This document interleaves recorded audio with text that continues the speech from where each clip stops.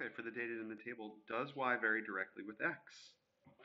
If it does, write an equation. Well, if it does, we can always take the y value divided by the x value, and we can get the same number.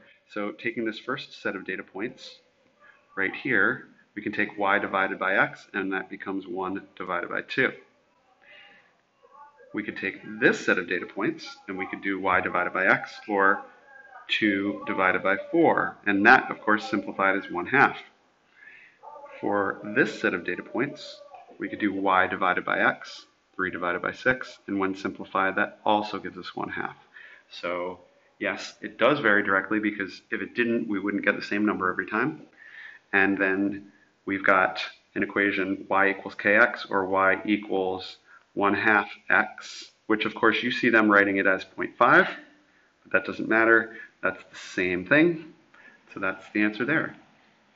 For number 14, we are going to say, okay, let's take the first set of data points and let's do 5 divided by 15.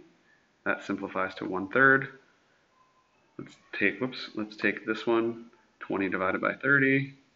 That actually simplifies to 2/3. So we're already not getting the same number, and so that's a bad sign for it to be direct variation. And then of course here, we check this one, and we get 45 over 45, which simplifies to 1. They're not the same number each time, and so we say no, B, no, y does not vary directly with x.